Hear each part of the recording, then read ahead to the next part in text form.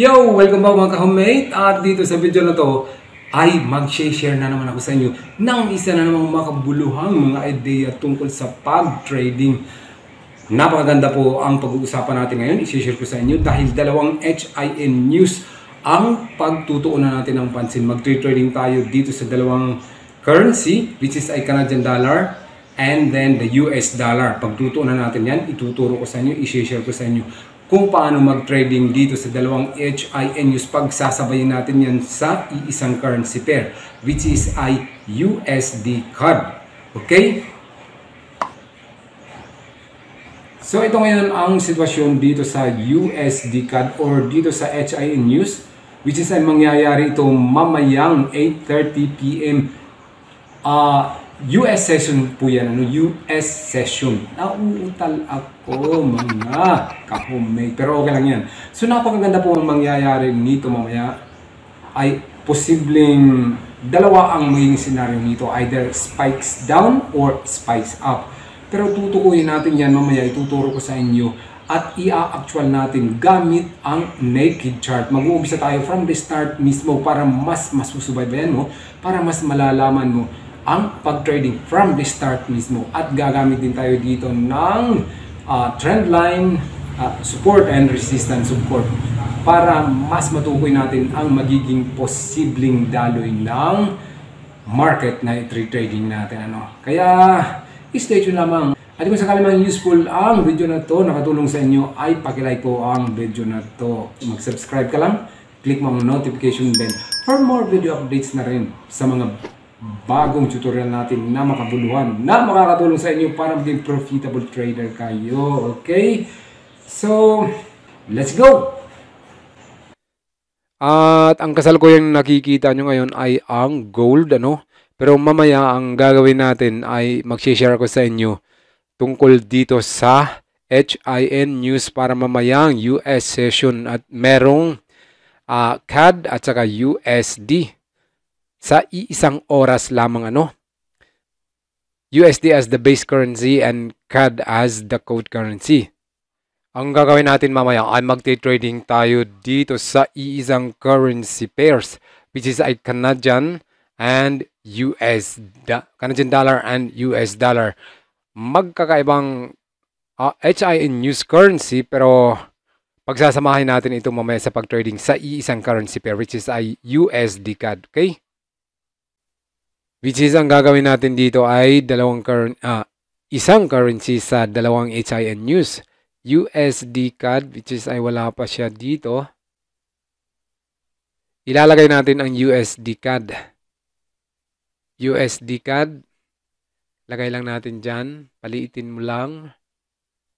Para kung sakali man dumami yung mas maraming screen chart ang gusto mo ay nasa sa inyo na yun. Naked chart ang gagamitin natin dito para mas masusundan nyo, okay? Yan. Naked chart yan. Yan yung gagawin natin mamaya. Babaan nga muna natin to. Gawin ko lang tong 20 lamang, 0.20 yung lot size ko dito. Yan. So yan, mababa lamang. Diyan lang muna tayo para sa risk management natin. Ngayon ay sa H4 tayo mag-uumpisa sa pag-analyze ng magiging daloy ng market. Medyo maganda to kasi nasa kitang-kita na natin ang resistance area. So maglagay tayo ng rectangle dito. So ito ang resistance area ko. Pansin na pansin mo ang resistance area na bawat pagpunta ng mga candlesticks dyan ay bumababa siya. So obvious yan na hindi re-respeto talaga ang resistance area na yan. Pero ganun pa man ay hindi natin mawari o hindi natin alam ang magiging resulta ng HIN news. Ngayon naman gumamit tayo ng trend line. Supportan natin ang resistance area natin kung ano magiging posibleng daloy. So base dito, 3 beses pumunta dito ang mga candlesticks at bumabalik siya pataas. Inire-respeto niya ang bawat pag-pullback niya. Nagbabound siya pabalik. So, antabayan na lang natin mamaya pagdating ng HIN news kung ano ang posibleng mangyari nito. Ito namang USD CAD ay sinilip ko na rin ito kanina. Tinignan ko na rin ang posibleng magiging daloy nito mamaya. So, So, naglagay na rin ako dito ng technical analysis, trend line, and then support.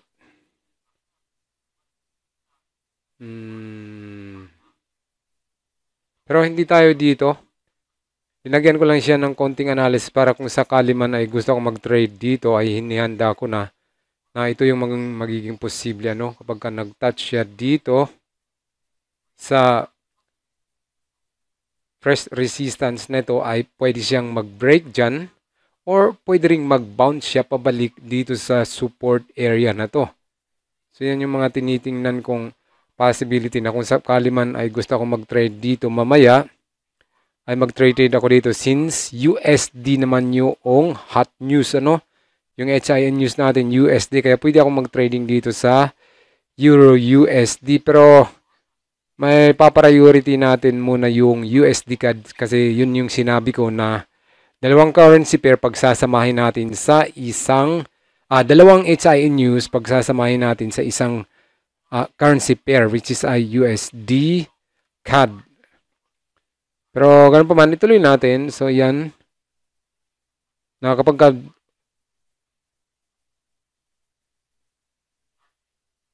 nag-touch siya dito sa fresh resistance na ito, ay pwede siyang mag-bounce back or pwede ring tumagus siya at dumiretso na pataas. Ano? So, yan yung mga ano natin. Ano? Mag-bounce yan, then pumunta doon sa support key level na ito. Or pwede rin namang mula dito sa support key level na to ay mag-bounce na siya. Or so yung mga big possibility, hindi lang natin ano kasi yung HIN news naman yung babasihan natin mamaya no. Babasihan natin mamaya. Yun yung mga speculation na inaano natin dito na pwedeng mangyari pagdating ng HIN news ano. Naglalagay lang ako dito ng speculation na which is ay pagka na-break niya ang resistance key level na ito, itong fresh resistance na ito ay posibleng tumuloy na ito pataas. Kung ang magiging resulta ng HIN mamaya ay mangibabaw ang maging positive ang USD. Kapag ka naging positive ang HIN news para sa USD, ibig sabihin sisirit yan pataas. Okay? Pero kung ito naman ay naging weak ang resulta ng HIN news para sa USD, ibig sabihin yan bubulusok ang price ni USD pababa. Kaya i-break niya ang support key area. Right? So yan yung mga tinitingnan kong speculation analysis dito sa Euro USD ngayon. Okay? So as of now, makita yung trade natin dito sa gold. Tanggalin muna natin yung lahat para di makadisturbo. So ngayon naman, maglalagay ako dito ng support area for a pullback. Tatansyahin natin kung hanggang saan ang posibleng maging pullback niya. Dito. Pwede siyang umabot dito or mag-break. Gumamit nga tayo dito ng cross arrow para malaman natin ang price. So, dito sa portion na to. Pwede. Dito tayo maglalagay ng pullback area.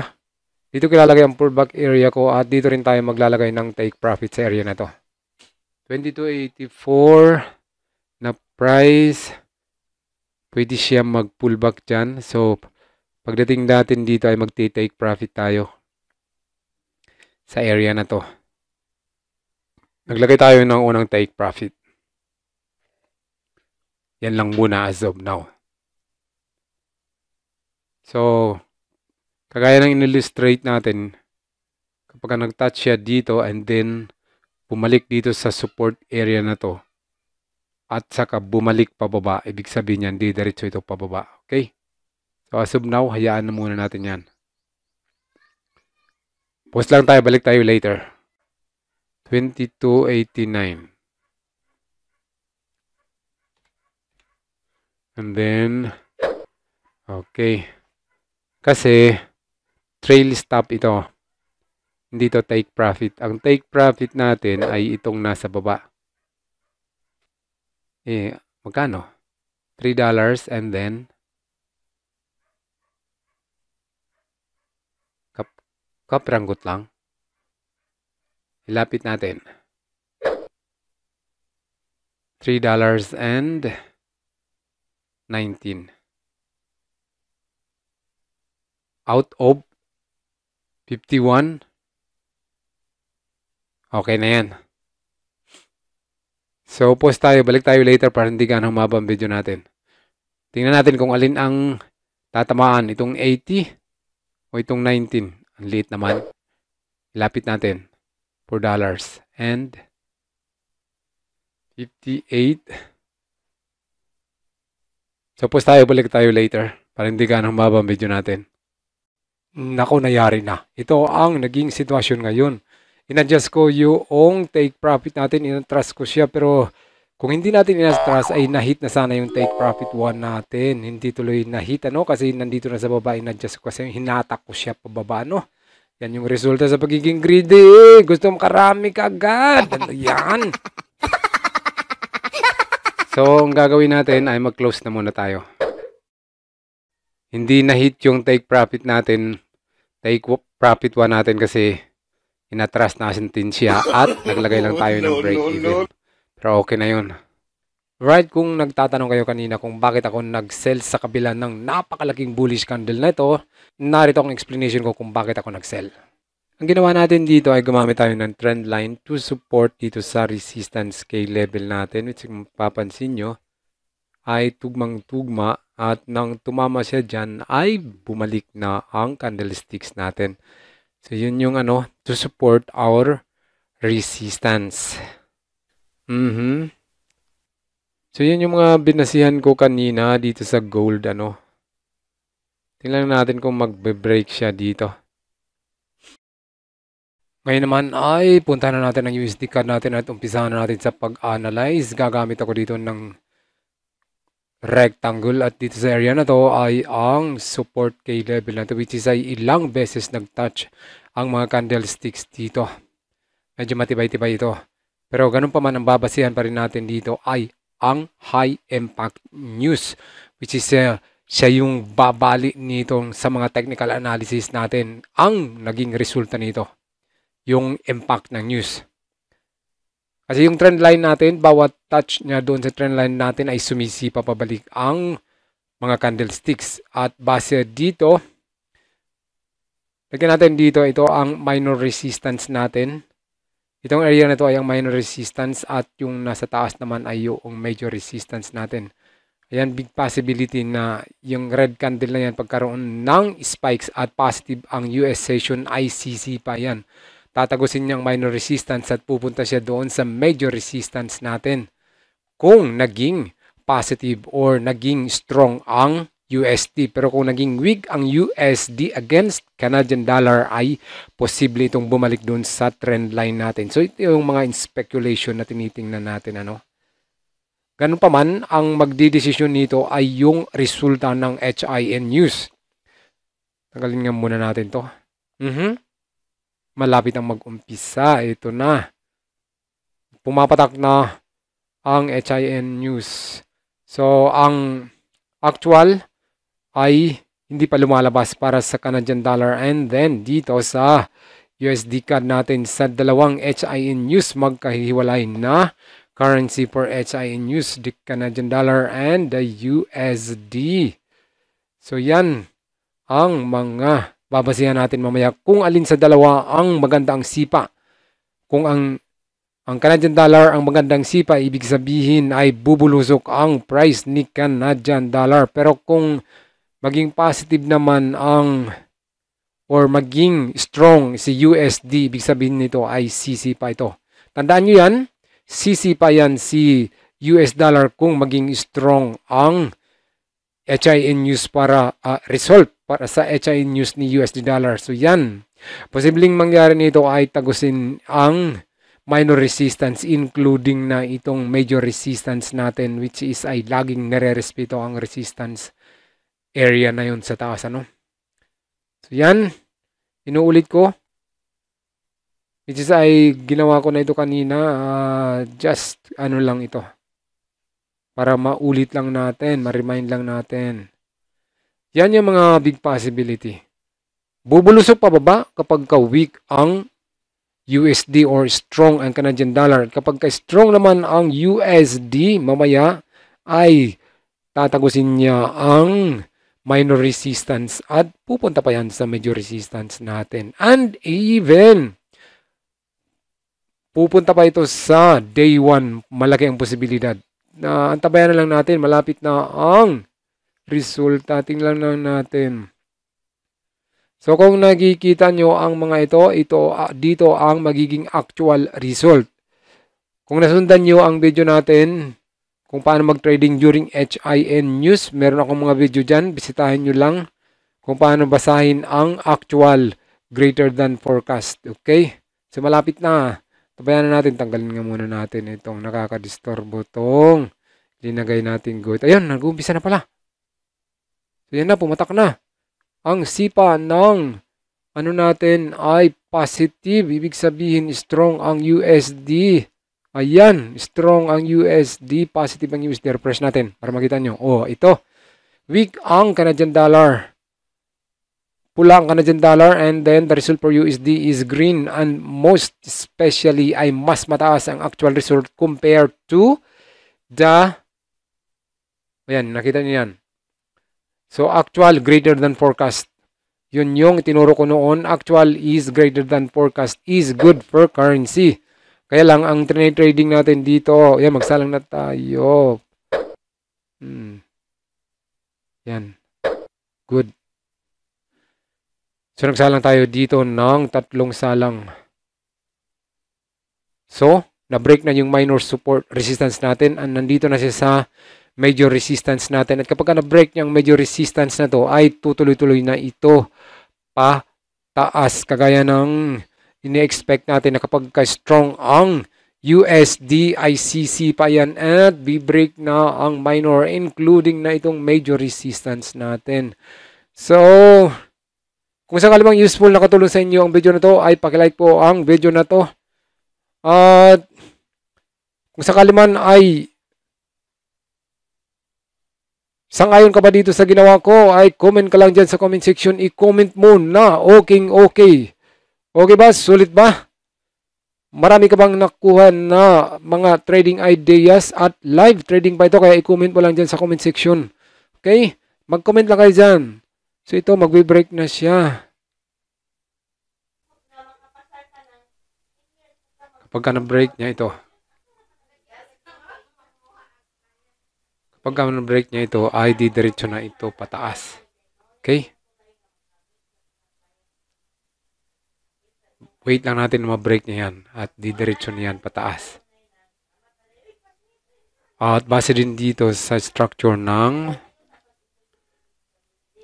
naging resulta ay positive. Mas mataas ang impact or mas powerful ang naging resulta ng USD. Kaya ang nangyari nito ay aangat ang market nito ni USD. Meron na tayong 61. I-close natin ito. Kaya lang, resistance area ito. Mag-iingat tayo dito. Pwede tayong mag-close muna nito. Kasi resistance area ito, which is ay medyo delikado siya. Kaya abangan natin. Kailangan ma-break niya muna ang resistance area na ito. At saka yan didiretso sa taas. Nasa H4 tayo.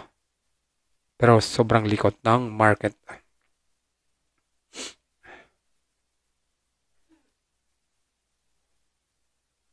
Maglagay tayo ng break even.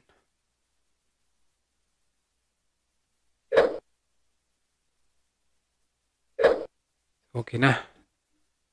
Kailangan ma-break niya yan.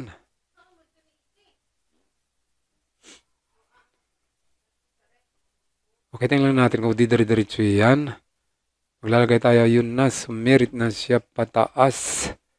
Okay, success yung naging analysis natin. Mamaya ipapaliwanag ko. Okay, ayun, nag-false breakout siya.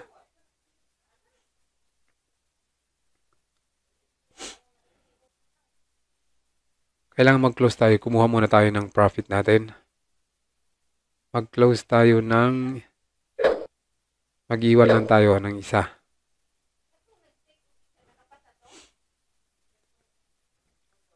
Kumuha muna tayo ng profit natin.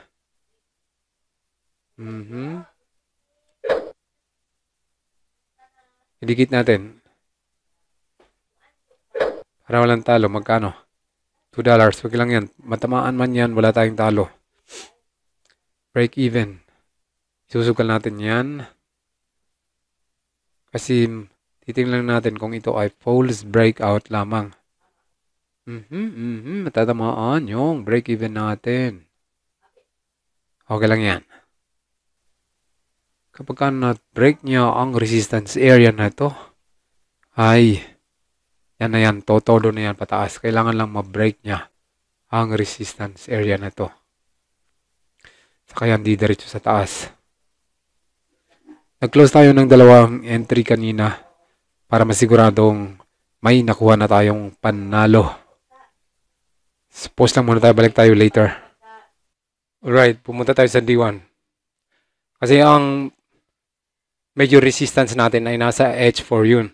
And since na-break na niya ang H4 resistance, ay pupunta na ito sa day 1 resistance. Which is ay nandito na siya sa taas.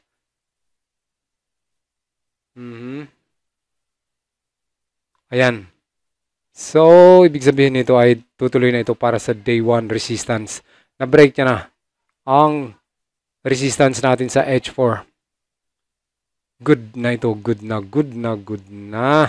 Kaya lang nag-close tayo ng dalawang entry natin just to make sure na meron tayong profit. Kasi nga, dapat ay magsiguro ka kasi mahirap kalaban ang market. Hindi po kayo pagbibigyan ng market. Kaya kung sakali mang may profit na kayo at kung okay na sa'yo, abay kunin nyo na. Katulad kanina, imbis na may hit yung natin kanina, yung trail stop at take profit natin kanina dun sa gold, hindi na siya na-hit kasi inatras ko pa. Naghahanap ng mas malaki-laking profit. Tuloy, hindi na-hit. Hindi tuloy na-hit yung take profit natin doon. So, yan. Tanggalin na natin tong unang resistance key level natin para hindi kayo magulumihanan. At ang main resistance ay itong candle, itong rectangle na to. Yan yung main resistance natin. Antabayan na natin yung ang pagbukas ng panibagong candle para malaman natin kung ito ba ay false breakout or didiretso na pa taas. Pause muna tayo, balik tayo later. Antabayan na natin ang pangalawang candle. Napakalaking candlesticks. Ang momentum ng buyer ay sobrang lakas. Right, silipin muna natin dito sa day 1. So, ito ang sitwasyon dito sa day 1 at base dito. Kailangan nyo i-break ang resistance areas na to. So, ito ang portion na to. Lagyan nga natin ng mga palatandaan para mas makita nyo. So, ito kung nag-touch siya dito. Ba't naging dalawa?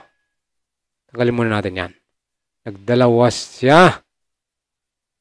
Lisin muna natin yan. So, resistance area.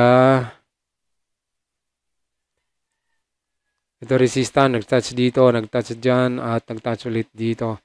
So, medyo matibay-tibay ang resistance area para dito sa day 1 at kailangang tagusin niya ito. Okay, nasa day 1 tayo ngayon. At ito ang tinatarget natin, which is ay nasa day 1 na ang breakout ng candlesticks na napakalaking candlestick na yan. Na-break na niya ang H4 resistance. Alright. Balik tayo.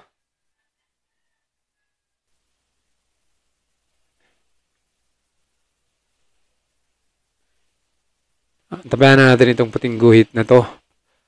Ito yung resistance area dun sa day 1. Kapag na-break niya yan, ay diretso na ito. Or kapag naglabas ng bagong candle, maglalabas na ng bagong candle. Kung ang bagong candle nito ay green pa rin at dumiretso siya dito pataas. Ibig sabihin yan, na-break niya ang resistance sa day 1 ay titiretso siyang pataas. Pero kung ang mangyayari nito kapag nag-touch dito sa resistance sa day 1 ay bumalik siya. Bumalik siya. Nag-touch ulit dito sa resistance sa edge 4 and then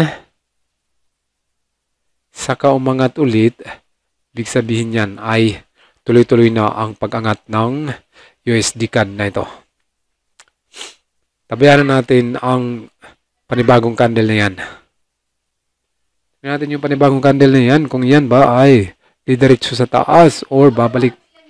Alright, masyadong mahaba ang video natin at kung sakali man ngayon mo pala napanood ang HIN tutorial na to, pag trading during HIN news, ay meron po tayong mga tutorial done sa channel natin. Pumasok ka lang sa channel ko at panoorin mo yung ibang video doon at dinescribe doon kung paano basahin ang laman ng folder. Yung pagkakaiba ng actual and the forecast. Sinabi ko po yan doon sa mga previous video natin para mas maintindihan nyo. Kung hindi nyo pa napanood yun, ay panoorin nyo dahil napaka-importante nun. Okay?